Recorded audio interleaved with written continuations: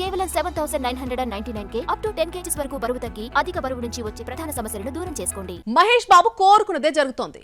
Summer వచ్చిందంటే ఫ్యామిలీతో కలిసి ఫారెన్ లో గడిపేయడం కొన్నేళ్లుగా మహేష్ బాబుకు అలవాటైపోయింది. అయితే ఒకవైపు వారణాసి షూటింగ్ నాన్ స్టాప్ గా సాగుతోంది.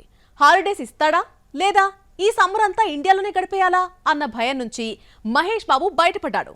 అదెలాగో మీరే చూడండి. వారణాసి మొదలైన వెంటనే పాస్పోర్ట్ చూపించాడు రాజమౌళి. మహేష్ పాస్పోర్ట్ లాగేసుకున్నానని ఇండైరెక్ట్ గా చెప్పాడు.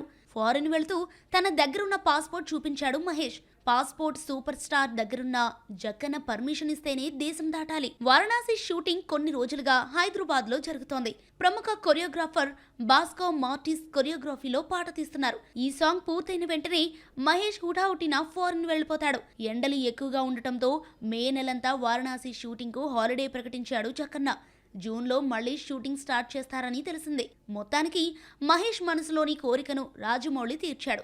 సమ్మర్ అనే కాదు, ఖాళీ దొరికితే చాలు హాలిడే ట్రిప్ కు వెళ్లే మహేష్ 2 ఏళ్లుగా క్రమశిక్షణ తప్పాడు. జక్కన్న పర్మిషన్ ఇస్తేనే విదేశాలకు వెళుతున్నాడు.